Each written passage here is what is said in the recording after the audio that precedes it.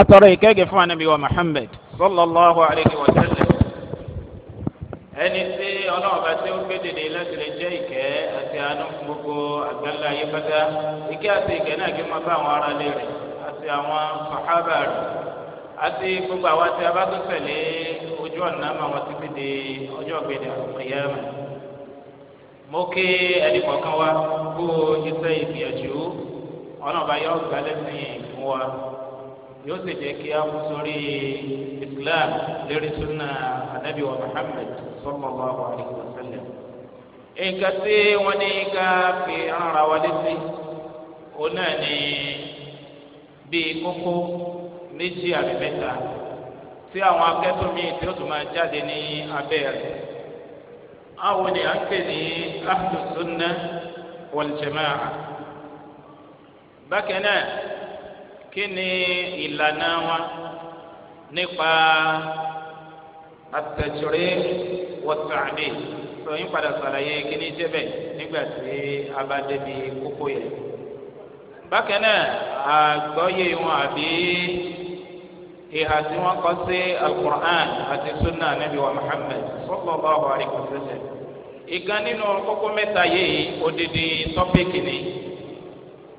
tọ́já sí pé a fẹ́ púpọ̀ sí inú tọ́píkì ẹ̀yọkàn. ìyẹn wá bùkátà sí pé ká mú níbi àsìkò sì gbà wá mọ́ kí a fi lè tọ́sí kọ́ nǹkan kọ̀ọ̀kan nínú àwọn nǹkan méjì àti mẹ́ta yìí. síwájú kí n tó sọ kí ni ti jẹ́ ahlu sunna wal jamaa àtọ́rí pé táwa sọ pé ahlu sunna wal jamaa ìpìlẹ̀ nìyẹn bóun ló ti jẹ́ ìpìlẹ̀ lọ́yà sí pé àwọn míì tí ìbá ṣe ahlu sunna wọ́n máa jẹ́ akẹ́tún tọ́wọ́ bùkátà sí kí wọ́n padà sí ìpìlẹ̀. dẹ́ kí ni ó bí ọkọ̀ yẹ wá ìgbà wo ni ahlu sunna ti ń tẹ̀ra wọn bẹ́ẹ̀ torí pé sábà wọnú al-Qur'an á rí pé ìtì ọlọ́wọ́ bá pé gbogbo ẹni tó bá ti gba anabi wa Muhammad sallallahu alayhi wa sallam gbọ́ ó ní al-muslimun nínú suratul hajj àti àwọn ayé mi. ní ayé anabi wa Muhammad sallallahu alayhi wa sallam àwọn tí wọ́n bá lọ́gbà gbogbo alamọ̀ yìí pé orí àná ni wọ́n wà tí anabi wa mú ìmálẹ̀ wà bá wọn kí wọ́n lè kú nínú òkùnkùn. Qur'an àti sunna anabi wa Muhammad sallallahu alayhi wa sallam ó fi ìkìlẹ̀ mẹ́ta lélẹ̀ tọ́já sí pé ìkìlẹ̀ mẹ́ta yẹ ó ní àwọn èèyàn máa tẹ̀lé tí wọ́n fi mọ̀ yìí pé àwọn sì ṣẹ́kù lórí ìlànà bí anabi wa Muhammad sallallahu alayhi wa sallam kó ṣe mú islam wá. àwọn míì lè jáde kúrò nínú islam yẹn àwọn míì lè máa ṣẹ́kù níbẹ̀ ṣùgbọ́n tí wọ́n máa ṣẹ́kù ní nǹkan tó ṣe yìí pé islam wọn yọ mẹ́hẹ̀ tí wọ́n máa ṣẹ́kù lẹ́nu tó ṣe yí pé tó bá wu ọlọ́run bá lè foríjì wọn tó bá sì wu ọlọ́run bá lè fìyà jẹ wọn látara àwọn nǹkan tí wọ́n ti bọ̀ ní islam tí kò sí bẹ̀. kí ni àwọn ìkìlẹ̀ mẹ́ta èyí tí Qur'an àti sunna nabi wa Muhammad sallallahu alayhi wa sallam tó fi lélẹ̀ tí òǹkàlùkù tí wọ́n máa wú rẹ̀ bẹ́ẹ̀ yálà individual ni o àbí àkójọpọ̀ kan ni o ṣé o ti wà lérí ìlànà tí anabi wa Muhammad sallallahu alayhi wa sallam wa àbí mi ò sí mbẹ. ìpìlẹ̀ mẹ́ta ni ìpìlẹ̀ àkọ́kọ́ ó ní títí al-Qur'an ìpìlẹ̀ ẹlẹ́ẹ̀kejì ó ní títí sunna anabi wa Muhammad sallallahu alayhi wa sallam ìpìlẹ̀ ẹlẹ́ẹ̀kẹta ó ní ìfi àgbọ́yé èèyàn àti ìlànà èèyàn tẹ̀lé ìlànà àwọn ẹni ìsíwájú rẹ̀ àkọ́kọ́ pàtàkì jùlọ àwọn tàbí ànábì wa Muhammad sallallahu alayhi wa sallam. tí a bá lọ wọnú àìmọye àyà nínú al-Qur'an ọlọ́run bá sọ pé wa ati'u Allaha wa rasul la'allakum turhamun nínú Ali Imran pé ẹ tẹ̀lé ọlọ́run ẹ tẹ̀lé ànábì wa Muhammad sallallahu alayhi wa sallam kẹ́ẹ̀lì bá jẹ́ ẹnì kẹ́ fa in tanaza'tum fi shay'in farudduhu ila Allahi war rasul. tí èdè ayédè bá ṣẹlẹ̀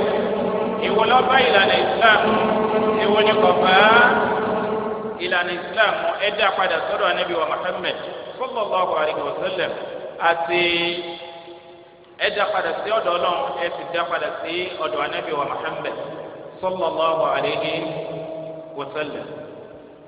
àyìnbáyé ayé àlùfáà lọ́sọ eléyìí sáà wà bùkátà sí ká sọ ọ̀pọ̀lọpọ̀ rẹ̀. tí a bá wọnú súnà anabi wa muhammed sallallahu alayhi wa sallam pàtàkì jùlọ nígbà tí anabi ṣe hajj èyí tó ṣe kó náà ló ṣe tí ó fi dágbére fáyé nínú ẹgbàá tí ibn abbas tí àwọn míín náà ṣe gbà wá tó wà nínú muwatta àti àwọn tírà hadith mi anabi sallallahu alayhi wa sallam ṣe pé ya ayyuhan nas mo pe ẹ̀yin èèyàn inni taraktu fiikum ma in tamassaktum bihi falan tadillu abada nínú ẹgbàá wa mi taraktu fiikum amrayn aw shay'ayn yẹni pé mò ń padà lọ sọ́dọ̀ Ọlọ́run bá wa subhanahu wa ta'ala nǹkan tí yóò máa jẹ́ ìtọ́ni sọ́nà fún yín tẹ́ ẹ̀ fi ní kúò lérí islam tí mo mú wá kẹ́ ẹ lọ máa fi àwọn ìfẹ́ ẹnu yín sí nǹkan míì tí ò sí nínú islam ó ní tírà Ọlọ́run àti sunnah nabi wa muhammed sallallahu alaihi wasallam gbogbo tí mo sọlọ yìí ó dá lérí ìpìlẹ̀ mélòó ìpìlẹ̀ méjì ó kù ìpìlẹ̀ ẹlẹ́ẹ̀kẹta quran fi rinlẹ̀ sunna nabi wa muhammed sallallahu alaihi wasallam fi rinlẹ̀ ní àyèmáyé ayẹ ó súnmọ́ kẹlòmí òfurama ó súnmọ́ kẹlòmí ọmọ furama tí a bá lọ wọnú suratu tawbah wọn bá sọ pé was-sabiquna al-awwaluna mina al-muhajirina wal-ansar والذين اتبعوهم بإحسان رضي الله عنهم ورضوا عنه وأعد لهم جنات تجري تحتها الأنهار خالدين فيها أبدا ذلك الفوز العظيم ọ̀nà bá sọ pé àwọn tó ti gbáwájú nínú àwọn sàábé èyí tó sọ pé wọ́n ṣe hijira pẹ̀lú anabi wa muhammed sallallahu alayhi wa sallam ni o àbí àwọn tí wọ́n lọ bá nílùú madina àtàwọn wo kò fi kọ̀ǹdíṣẹ̀ kún sí wọn ọwọ́ yìí fi hàn bá anabi wa muhammed sallallahu alayhi wa sallam lùgbà wọ́n ti lẹ́tọ̀ọ́ sí ẹni téèyàn tẹ̀lé ìyẹn ni ọlọ́run bá fi sọ yìí pé àtàwọn tí ọba tó ṣe kíni tọ́ba tẹ̀lé wọn tọ́tẹ̀lé wọn lọ́rọ̀ ẹnu lásán kìí ṣe bẹ́ẹ̀ tọ́tẹ̀lé wọn nínú níta bí ẹ̀sà ìyẹn lọ́lọ́run bá fi sọ yìí pé lọ́nà tó gbàdá àti pé àwọn sàbí ànábì wa muhammed sallallahu alaihi wasallam ẹ̀ńtẹ̀yìn awo kọ́sẹ̀ ni láti lè fi máa ṣe mọ̀wálérè islam ètò ànábì wa muhammed sallallahu alaihi wasallam wa àbí mi ò sí níbẹ̀ àbí mo wà ń bẹ̀ bí aláìsí àbí mo wà ń bẹ̀ lẹ́yìn tó ṣe yí pé mi ò sí là kúrò lọ́wọ́ ọ̀yà kí ọlọ́run bá kí ọ ṣàánú ẹnì kọ̀ọ̀kan wa ọlọ́run bá sọ pé òun ti yọ́nú sí wọn tí a bá wò ó á rí i pé ọlọ́run bá dákọ̀ àwọn sàábé ó tún wá dákọ̀ àwọn míì tó bá tẹ̀lé wọn pẹ̀lú kíni pẹ̀lú condition pé kí wọ́n tẹ̀lé wọn lójú pẹ̀nà tó dáa yẹn ni pé àwọn sọ̀hábà ridwanullahi alayhim wọn ò ní di recommendation lọ́dọ̀ ẹni kankan ẹ̀ńtọ́ ma sínú tòde ńlọ recommend wọn láti tẹ̀lé àáfà ọwọ́ bùkátà sí pé kí ó ní recommendation lọ́dọ̀ ẹ̀ńtọ́kọ pé sọmọ yìí tó ti kẹ́kọ̀ọ́ yanjú sí ẹ̀ńtà lè gbára lé nípa títẹ̀lé súnà anábì wa muhammed sallallahu alayhi wa sallam ní ìyá lọ́kọ̀ọ́yà sí pé pẹ̀lú àpanupọ̀ àwọn almuhaddithun nígbà tá a bá ń béèrè pé sẹ́nìkan jẹ́ pépà àbọ̀jẹ́ dọ̀ọ̀ì àwọn wò là ń béèrè nípa wọn àwọn tó tẹ̀lé àwọn sàhábà ni kìí ṣe àwọn sàhábà torí pé kulluhum udul àlàyé pọ̀ lérí eléyìí ọ̀nà àkọ́kọ́ nìyí sáfìmọ̀ yìí pé àwọn sàhábà ridwanullahi alayhim ẹni tó wò tó fi mọ̀ yìí pé sọ wà lójú ọ̀nà àbò sí lójú ọ̀nà ni. tí a bá tún wo inú àyà mi nínú alukur'an nínú suratul baqara ọ̀nà ọba sọ pé fa in amanu bi mithli ma amantum bihi faqad ihtadaw. tí a bá gbàgbọ́ bẹ́yìn náà sì gbàgbọ́ àwọn wo àwọn sàhábà ridwanullahi alayhim ìgbà yẹn ni wọ́n wà lọ́nà. nínú suratul Baqara igi ọlọ́mọ sọ pé wa idha qila lahum aminu kama amana an-nas àwọn wo àwọn sàhábà ridwanullahi alayhim. tó ìgbàgbọ́ wọn kí wọ́n fi tẹ̀lé ìgbàgbọ́ àwọn tí wọ́n jẹ́ sábẹ́ Ànábì wa Muhammad sallallahu alayhi wa sallam. ìgbà tí ọlọ́wọ́ bá sọ nínú suratul Hashr mo mú ẹ̀rí eléyìí wá lọ́pọ̀ torí pé tàwọn méjì yẹn clear dáadáa. nínú suratul Hashr ọlọ́wọ́ bá sọ pé lil fuqara al-muhajirin الذين أخرجوا من ديارهم وأموالهم يبتغون فضلا من الله ورضوانا وينصرون الله ورسوله أولئك هم الصادقون. ìwọ́lẹ̀ máa dàda pé pé ọgbàgbọ́ ṣùgbọ́n ta ló fẹ́ rẹkọmẹ́ndì fún ayé pé ọgbàgbọ́ ń tòótọ́ torí pé gbàgbọ́ ẹlòmíì ó lè fi kúfùrù sínú kèfèrí kó fi sínú kọ́ máa sọ ìgbàgbọ́ gẹ́gẹ́ wọn náà sì máa bí àwọn mọ̀nàfíkì yìí. ṣùgbọ́n ọlọ́ọ̀ba ló dìídì sọ yìí pé àwọn tó ṣe hijira àwọn oníṣe as-sadiqun ìgbàgbọ́ òdodo làwọn ní. ó tún wá fi àwọn ará Madina tẹ̀lé wọn walladhina tabawwa'u ad-dara wal-imana min qablihi. ó tún dákọ̀ àwọn Ansar. àwọn tó wá tẹ̀lé wọn kí ni kò wọ́n jẹ́ sí àwọn sàhábì Ànábì wa Muhammad sallallahu alaihi wasallam. ọlọ́run sọ pé walladhina ja'u min ba'dihim yaquluna rabbana اغفر لنا ولإخواننا الذين سبقونا بالإيمان. àwọn tó wà lẹ́yìn wọn wọ́n máa tọrọ fún wọn wọn ò ní sọ̀rọ̀ wọn láì dáa wọ́n sì máa kọ́ sí wọn.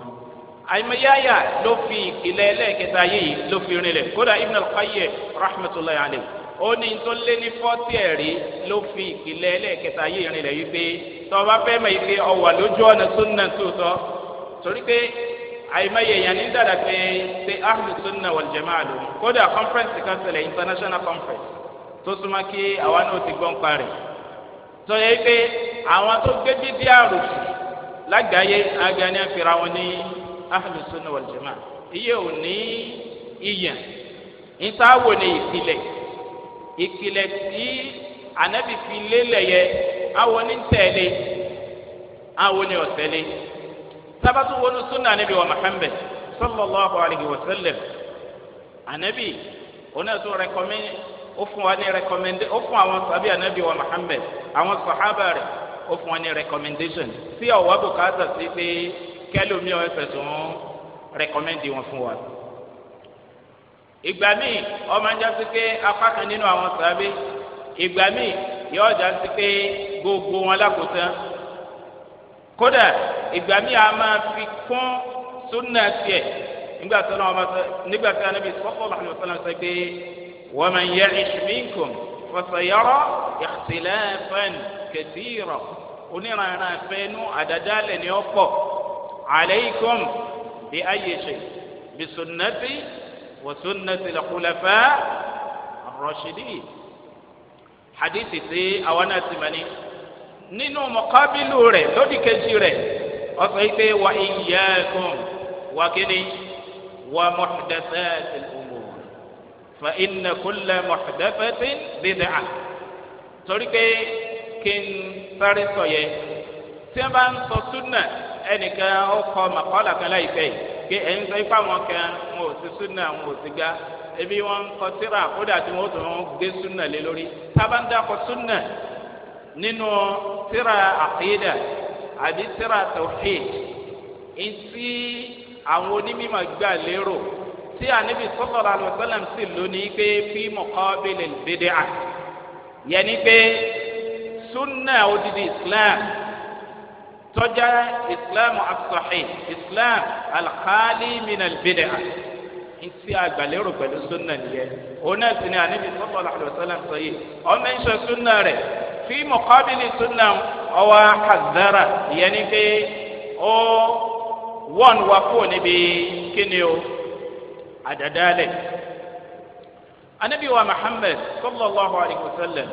ọsọ ipe iftaraqatul yahud nínú as-sunan abi dawud tirmidhi àti àwọn tírà hadithi bi iftaraqatul yahud ala 71 firqa waftaraqat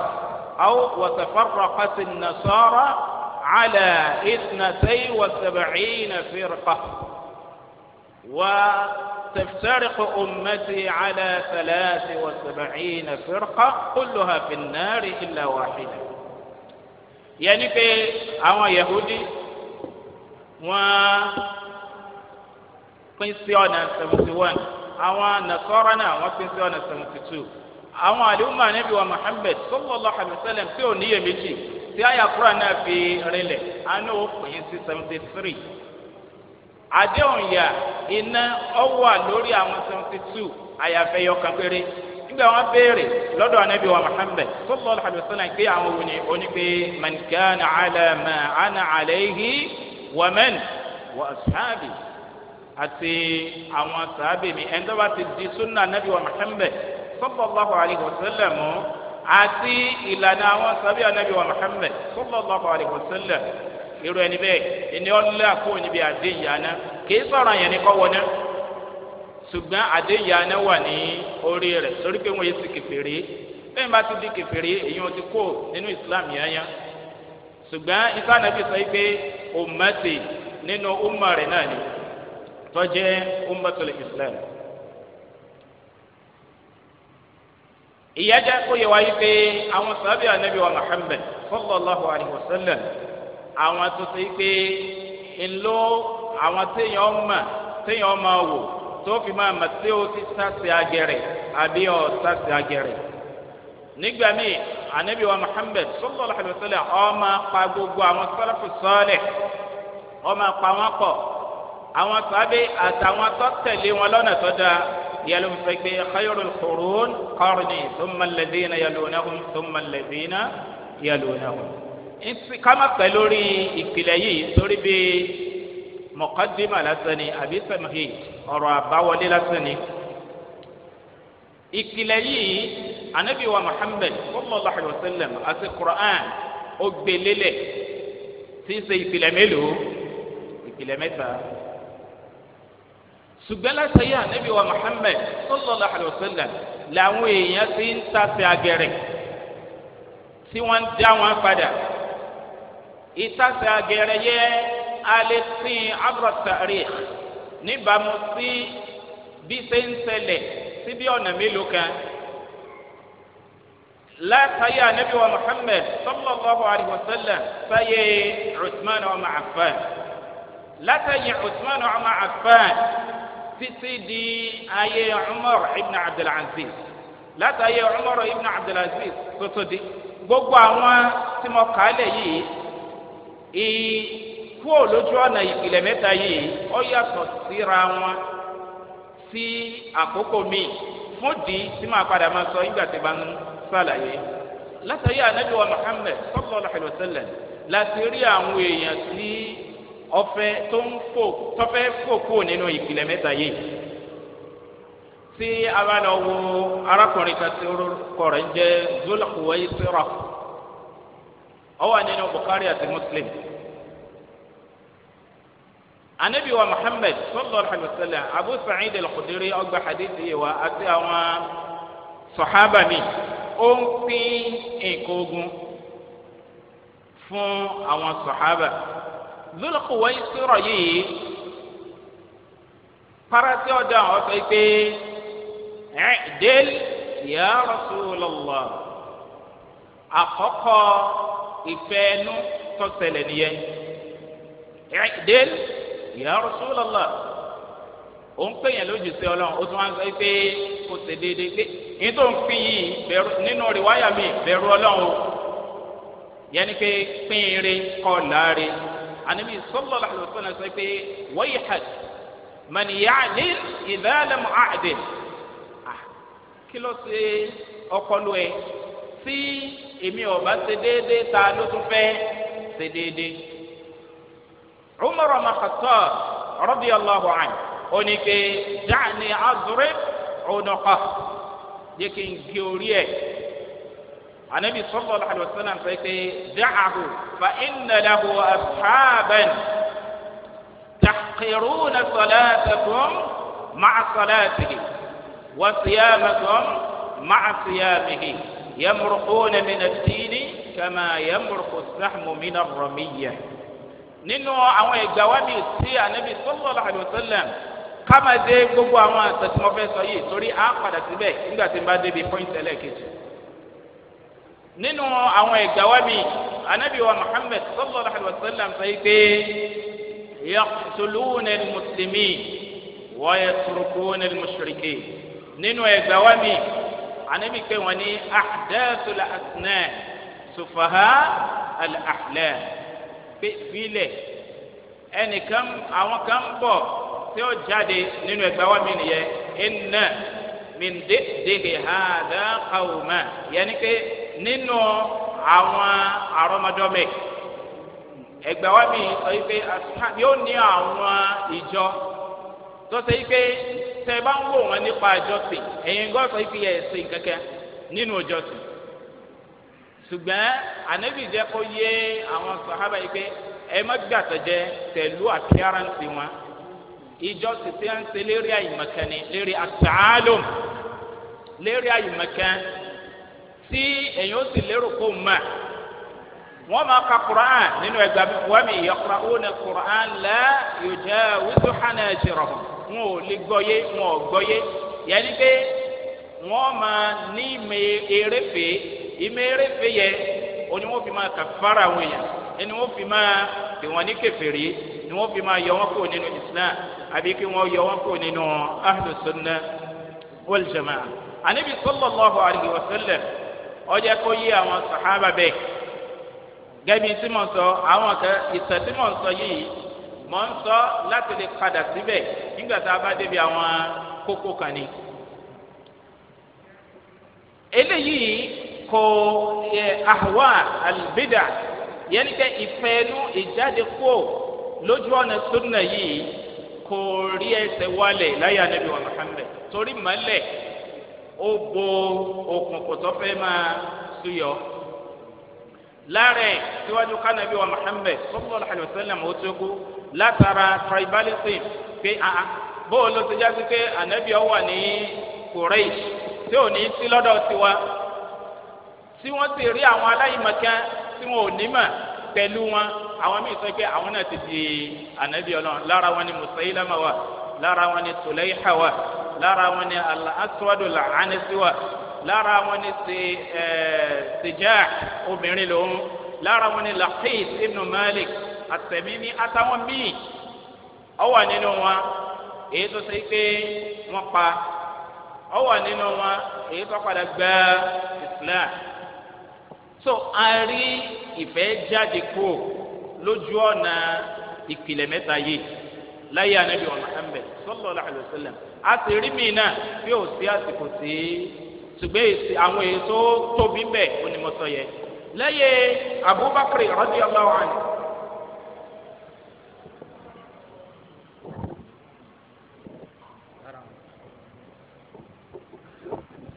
láyé Abubakar radiyallahu anhu iye ìtòkìlẹ̀ ni a rí àwọn tó sọ yìí pé àwọn ò ní yọ zakama Abubakar dá wọn padà látara agbára ìjọba tí ó wà fún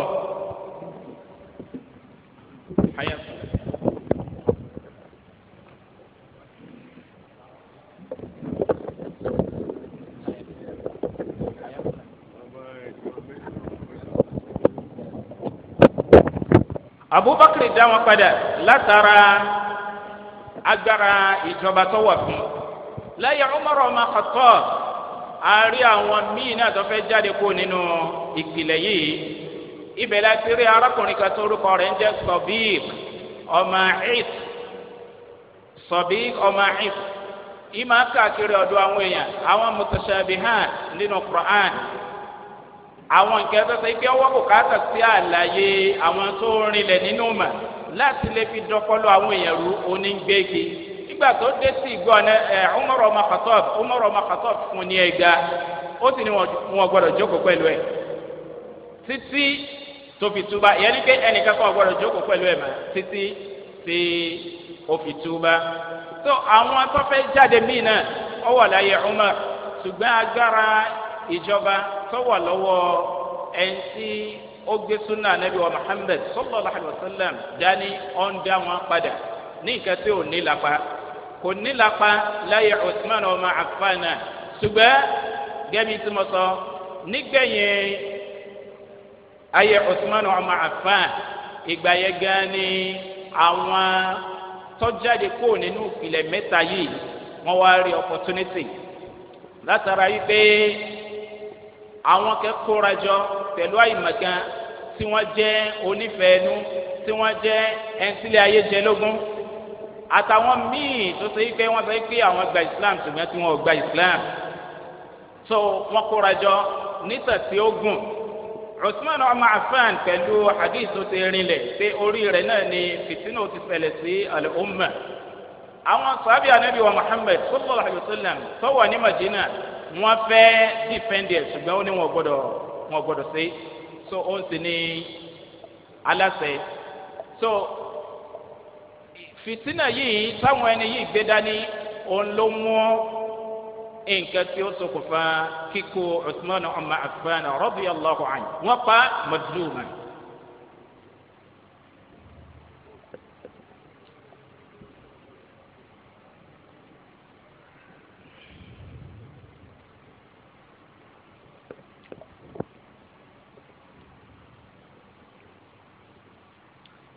Usman ọmọ Affan radiyallahu anhu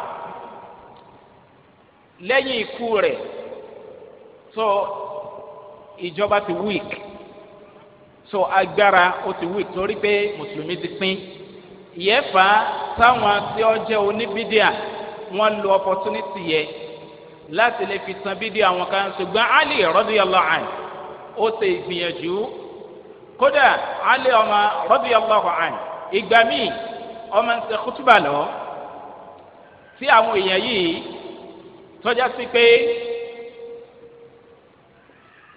yóò kọ́ tẹ̀rọ ẹ̀ Ali radiyallahu anhu yóò tún ṣe sùúrù èmi ọkà dábàá Ali tó kò ní fi ọwọ́ líle mú wa àfìgbà tí wọ́n bá tó gbé àdá tí wọ́n tó sọ yìí pé àwọn ọ̀pá mùsùlùmí ìgbà yẹn ni Ali radiyallahu anhu ìgbà yẹn ni wọ́n bá wọn lò lọ́nà tí ó yẹ wọn ìgbà míì ọjà sí pé ìmọ̀ọ́sẹ̀ hiwar dialogue pẹ̀lú wọn kí wọ́n lè fi àwọn àròrí ibú wọn lẹ̀ kí ló fà á tó fi kọ̀ láyé Ali torí pé fìtínà ti ṣẹlẹ̀ ìyẹn ní nǹkan tí àwọn onímọ̀ ti máa ń sọ láti jọ wáyé pé ìbéèrè fún fìtínà àdánwò tẹ́ bá lérò pé àdánwò kan lọ́wọ́ tẹ́lẹ̀ tẹ́ fi ń béèrè fún fìtínà tí ẹ bá béèrè fún fìtínà tán mẹ́wàá rú ẹ̀yìn ọ̀jáde tí a bá rí táyé tó ti lọ yẹ àmọ́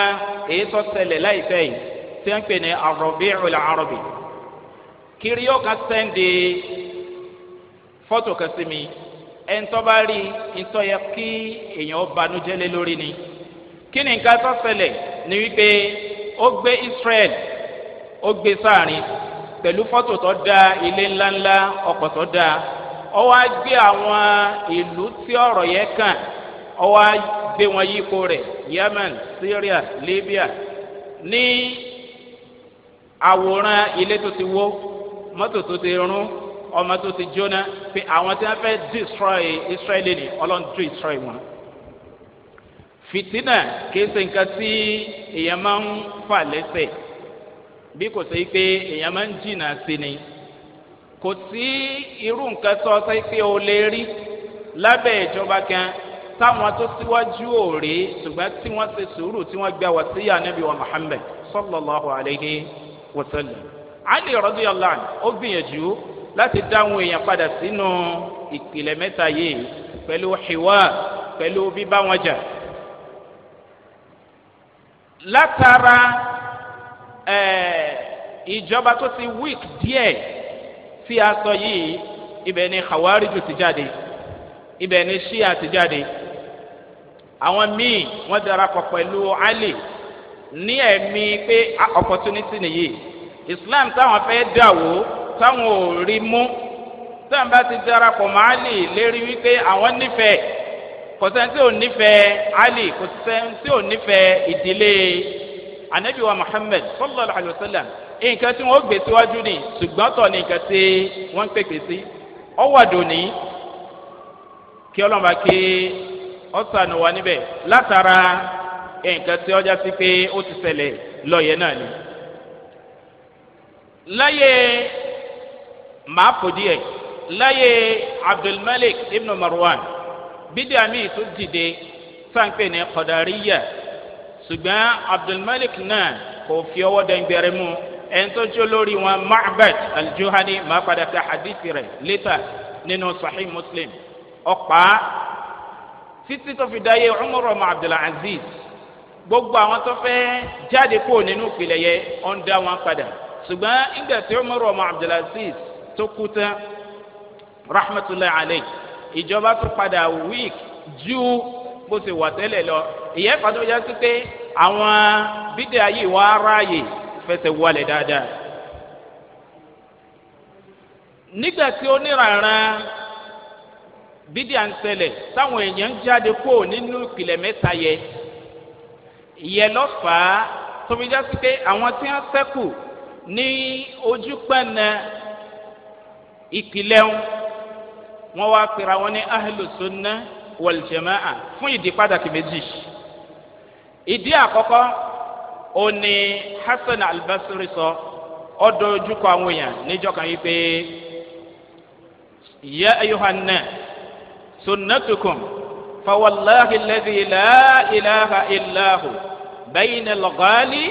wal jafi. asaru tí wọn kà yà wà nínú Sunanu Darimi àti àwọn tírà hadithi mi. فاصبروا عليها فإن أهل السنة كانوا أقل الناس فيما مضى وهم أقل الناس فيما بقي sítidé torí pé ogun díẹ̀ hasan látàyé àwọn sàbíìn iye àwọn tó tẹ̀lé sàbí ànábì wa Muhammad sallallahu alayhi wa sallam fẹ́ pé ọ̀nà ọba fi condition kun ìyẹn ni pé kí wọ́n tẹ̀lé wọn lójú pàǹdà tó dáa àwọn tí wọ́n jẹ́ ahlùsùnà wàlìjẹ̀má níjọ́ náà lọ́hùn wọ́n pera wọn ní ahlùsùnà láti lè ṣèyàtọ̀ kọjá sí pé àwọn èèyàn ò ní máa darapọ̀ mọ́ àwọn oníbídíà ìyẹn ní pé láti wọ́n àwọn èèyàn kúrò ní ọ̀dọ̀ àwọn tó jẹ́ oníbídíà ìdí àkọ́kọ́ nìyẹn. ìdí ẹlẹ́ẹ̀kejì táìmù yẹn ni wọ́n fẹ́ kó hadith jọ ìdí yẹn Ibn Sirin ìbá sàlàyé lọ́pọ̀ ṣùgbọ́n wọ́n ti ń sọ fún mi pé táìmù ti tán. Ibn Sirin lára àwọn tàbíìn ni tí wọ́n bí nígbà tí Umar ọmọ Khattab tó ń ṣe ìjọba ó ní pé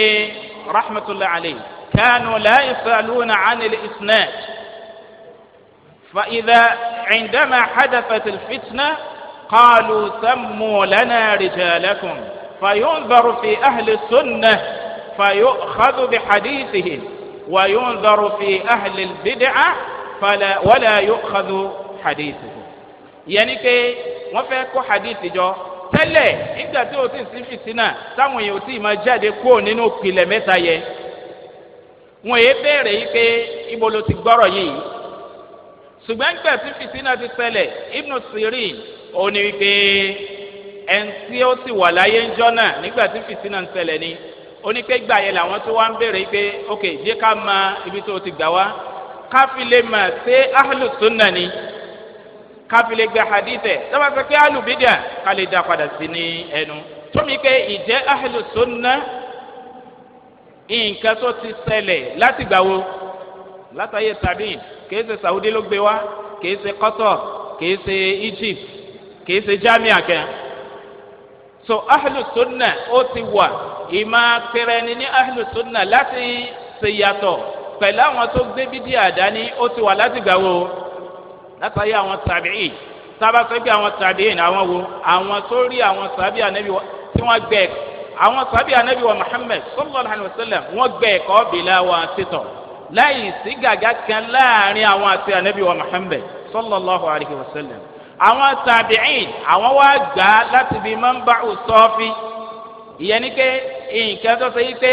ìbùlẹ̀ tí ò ní rùjú rárá so látàyè yẹ ni wọ́n ti ma ahlu sunna yàtọ̀ ni wọ́n sì ti ma ahlu bidia yàtọ̀ sábà fẹ́ sọ yí pé ta ni ahlu sunna nísìn nǹkan mẹ́ta yẹ láwò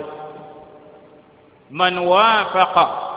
sunnata nabi sallallahu alayhi wa sallam qawlan wa amala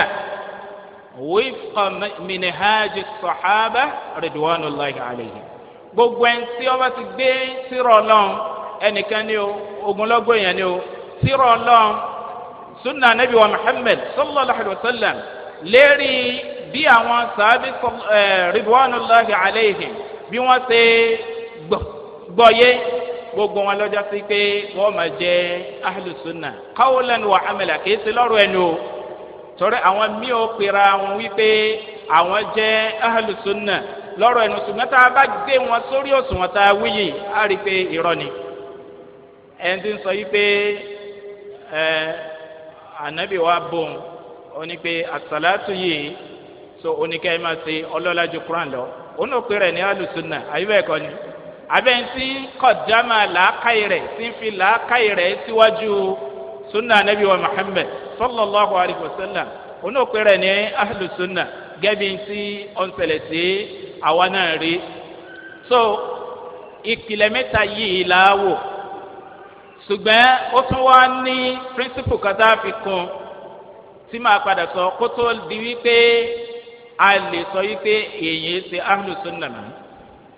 ìbẹ̀yẹ wa ni pọ́ìntì ẹlẹ́ẹ̀kejì ìbẹ̀yẹ ni pọ́ìntì ẹlẹ́ẹ̀kejì ọjọ́ ti lọ pọ́ìntì ẹlẹ́ẹ̀kejì ni wípé manhaju ahli sunna fi tajrih wa ta'dil láti lè sọ wípé ẹni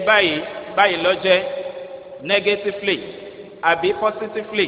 fún di kan àbí di kejì manhaju wo ni ahlu sunna wal jama'a manhaju wo ni wọ́n máa ń tẹ̀lé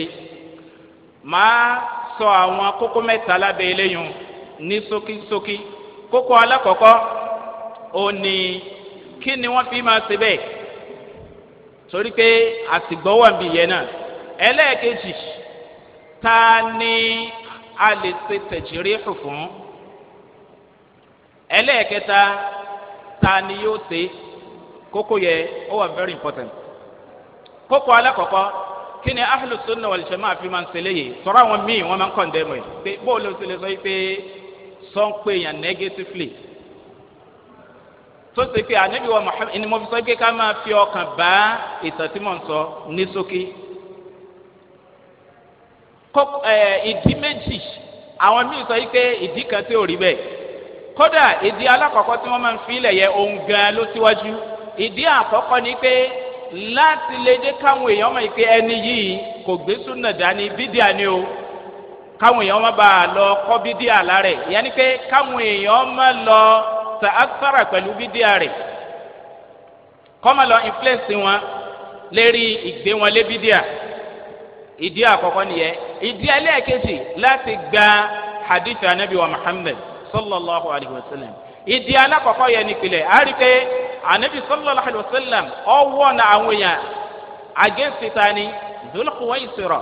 ṣé wọ́n gba hadith ńgbà yẹn ni wọn ò máa kó hadith jọ. Umar ọmọ Khattab ó ní wọn ò gbọdọ̀ jókòó pẹ̀lú Sabi ibn As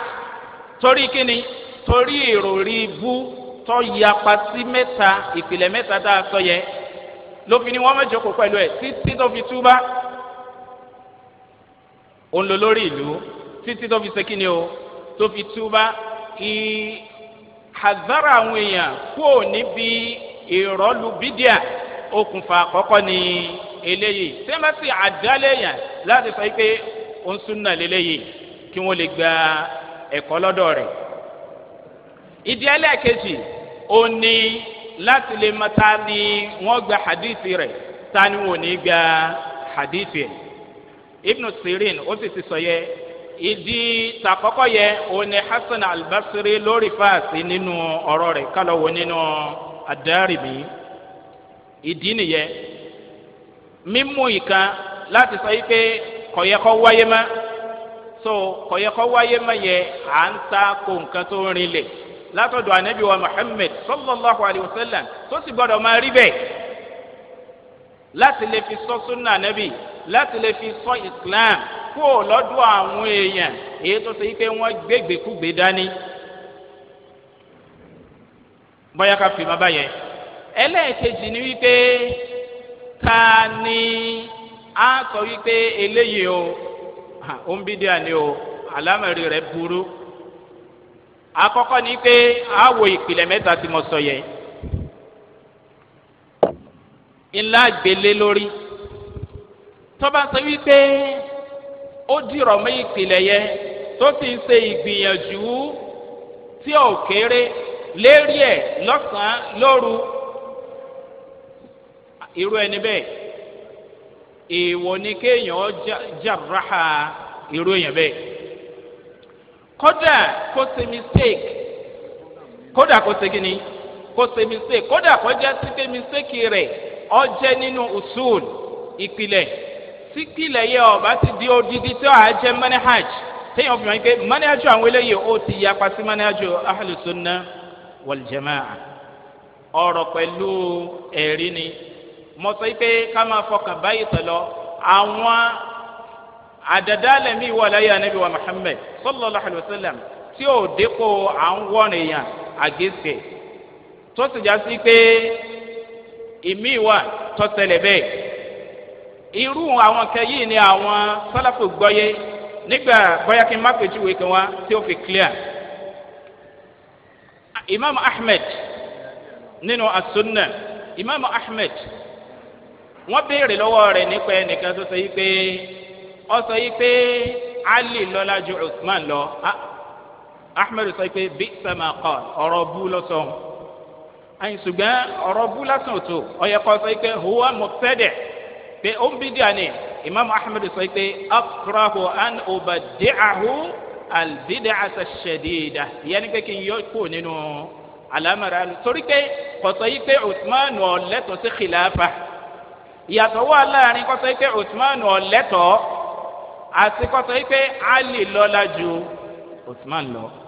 so nǹkan yìí ń tọ́wọ́ bùkátà sí ọ̀pọ̀lọpọ̀ àlàyé ni ẹ̀rí mi ni pé sa'id ibn jubayr kọ̀sẹ̀njọ́ wípé lára ahlùsùnà wal jamaa ni ó láwọn mistake tó ṣe Qatada ibn Di'ama ó láwọn mistake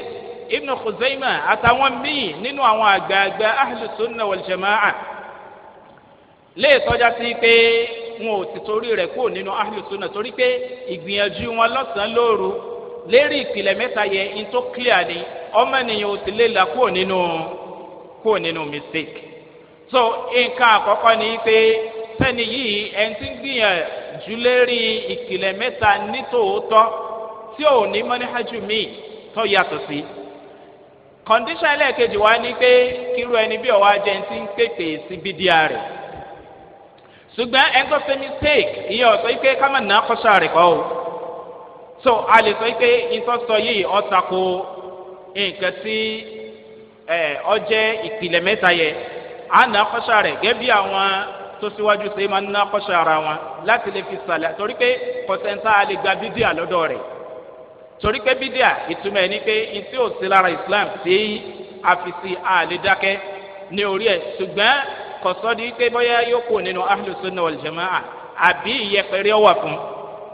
gẹ́gẹ́ bí àwọn àpèjúwe tí mo ti sọ lọ so ṣùgbọ́n kò ní débi pé ẹni yìí ẹ gbọ́dọ̀ gba ọ̀rọ̀ rẹ̀ mọ́ ó yàtọ̀ sí bí èyí tó ṣe pé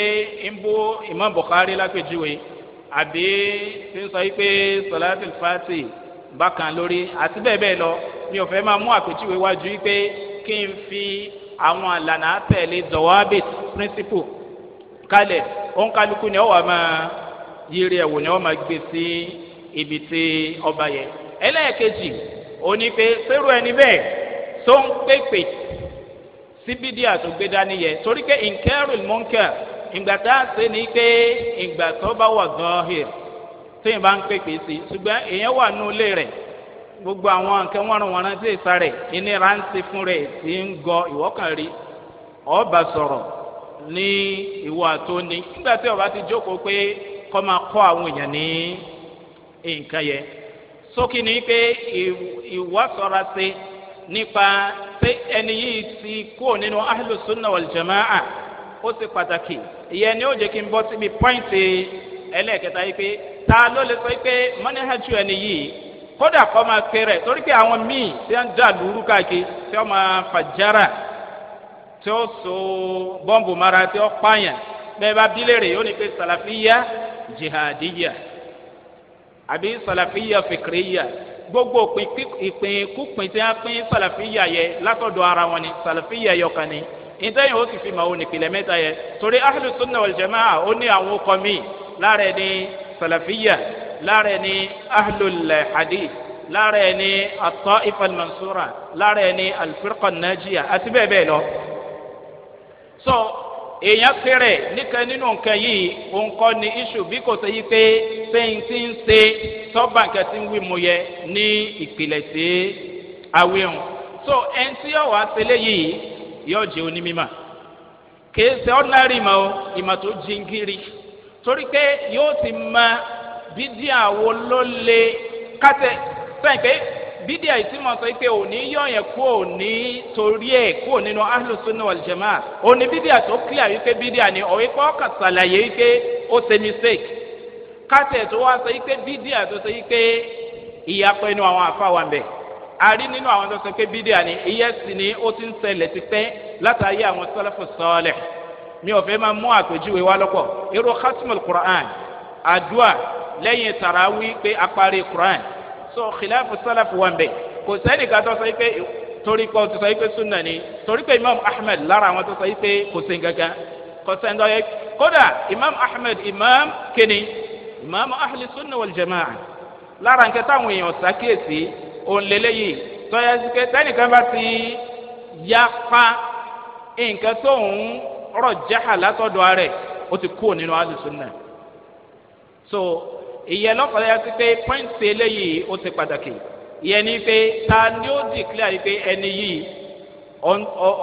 ìtànjẹ ní ń ṣe bídíà ló gbé dání gbogbo tí ń sọ yìí kò sí lára tí Ànábì sallallahu alaihi wasallam wa ó ní ar-rasikhuna fil ilm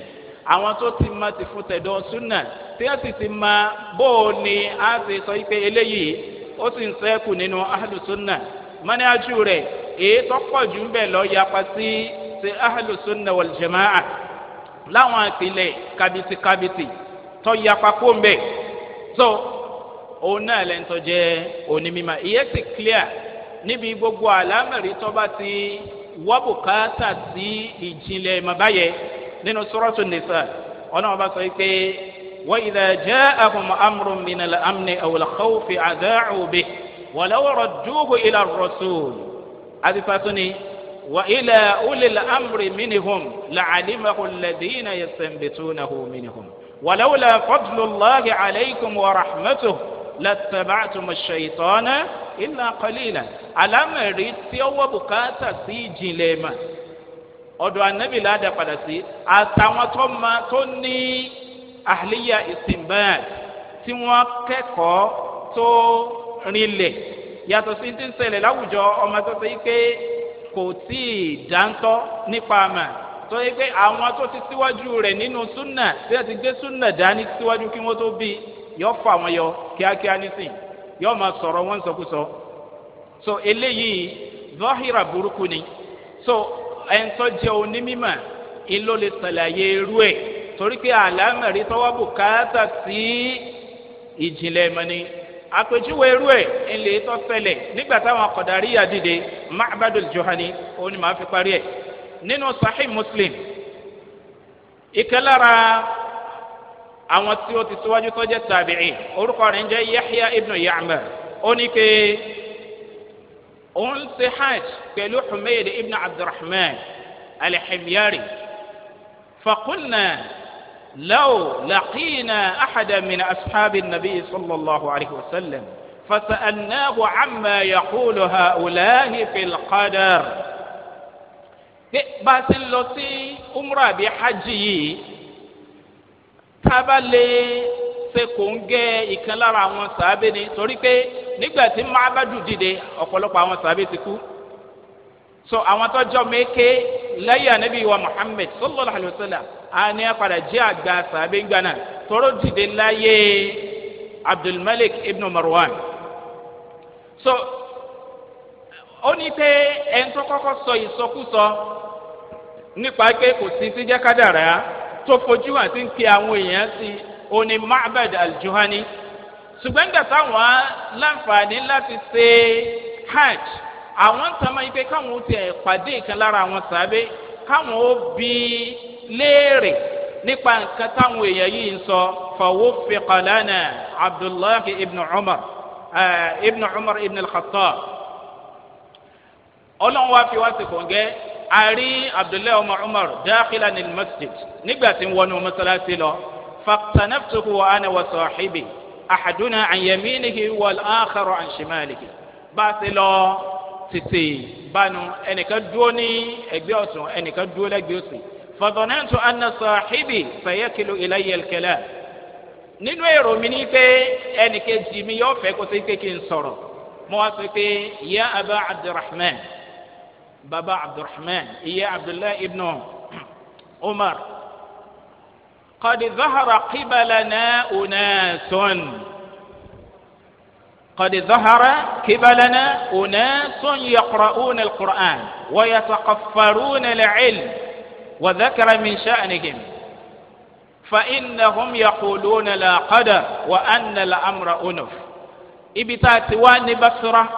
àwọn kan ti dìde ọwọ́ sẹ́rò yẹn àwọn èèyàn yẹn wọ́n máa ń ka Quran àná sì ń wẹ́kọ̀ ọmọ yẹn ni pé ìmọ̀ wọn ò tí ì ṣe ni kò sí ìdáńtọ́ wọ́n sọ pé kò sí ti jẹ́ kádàrá Abdullahi ibn Umar wa sọ pé fa idha laqitahum fa akhbirhum anni bari'un minhum wa hum bura'u minni hadha huwa tahdhir so tahdhiru náà nìyẹn ó ní Abdullahi ibn Umar sẹ́wọ̀n pé sọ fún yín pé ìtí à ń sọ yìí mi ò rí sí wọn ò sí pẹ̀lú mi àná ò sì sí mi ò sí pẹ̀lú wọn àná ò sì sí pẹ̀lú mi kí ni mo nílò nígbà tí iṣu yìí ṣẹlẹ̀ wọn lọ bá àwọn tí ọjẹ́ kínní o tọ́jú àgbà àmà kí wọ́n má jà sí pé àwọn ni wọ́n dáadáa torí pé ìrújú lẹ́yìn ẹni yìí mú wa tó gẹ́gẹ́ bí tí mo sọ tó wọ́n padà pa láyé Abdulmalik ibn Marwan so ìyẹn jẹ́ kó yẹ wáyé pé ẹni tí yóò máa sọ̀rọ̀ eléyìí pàtàkì jùlọ ká bọ́ sórí tẹlifíṣàn ká bọ́ sórí rédíò ẹni táwọn èèyàn mọ̀ wípé onísùnnà sámú látara yìí pé bọ́yá ọ̀ya parẹ̀ fún dìkan àbí dìkejì nínú iṣu tó ṣe pé masala ìṣèhàdíyà torí pé bí masala ìṣèhàdíyà bó ṣe wà nínú tí èsè bídíà ló wà nínú bídíà mo má pèjúwe kan wá ń sìn àìmọye àpèjúwe ló ti wà bẹ́ẹ̀ tó ṣe pé kò sẹ́nìkan nínú ahlu sunna tó bá dá ara wọn ní tìtorí ẹ̀ tó pé eléyìí jẹ́ oníbídíà nítorí ẹ̀ kódà èyí tó clear yìí pé bídíà ni wọ́n àgára ara wọn gbà mí wọ́n fúnra wọn ní excuse látara yìí pé ẹni yóò ní mẹ́níájú àtẹ̀lé yàtọ̀ sí mẹ́níájú ahlu sunna wal jamaa basharu ni ó ṣe mistake ṣùgbọ́n wọ́n sàlàyé mistake yẹn so ìwọ̀nba tí àkókò gbà wá ma nípa àlàyé nìyí ṣùgbọ́n èyí tí máa fi kún táwọn míì máa fi kún ni wípé tóyìn bá jó ń bídíà tóyìn á fẹ́ sọ pé ó ń bídíà lélẹ́yìí ọ gbọ́dọ̀ kọ́kọ́ sèròyìn ẹ̀ ẹ̀rí wo lọ́sọ̀ yẹ àìmọye àlẹ́ kéésè mìíràn àìmọye ẹ̀gbà wa làwọn sálàfò ti sọ pé jáàmì lọkùnrin yìí rọ́fìdì ni kọ́dárì ni múríjì ni tí wọ́n ti wọ́ àwọn èèyàn tí ò sí sanẹ́wò kankan níbẹ̀ so ìmọ̀ sẹ́lọ́ràn yẹn pé ẹ̀yẹ ń túmọ̀ sí pé o ṣe ìnsọ́f torí pé o gbọ́dọ̀ sọ àwọn nǹkan míì bóyá náwó àbí ó ní madrasa tó gbélé lérí bídíà tó fi ń pè àwọn èèyàn o tún ní ọmọ ṣe sanẹ́wò lé lórí so iye yìí sọ̀rọ̀ yẹn rárá so àtàwọn míì tó ṣe pé àlàǹfààní àti sọ sókè ní pé ahlus sunnah wal jamaa ntí àfìmá ó ní ìpìlẹ̀ mẹ́ta yẹ bákan náà ẹni tó lè dìklẹ́ wípé ahlus sunnah kọ́lé lẹ́yìn ma òun náà ní ar-rasikhuna fil ilm subhanaka allahumma wa bihamdik nashhadu an la ilaha illa ant nastaghfiruka wa natubu ilayk.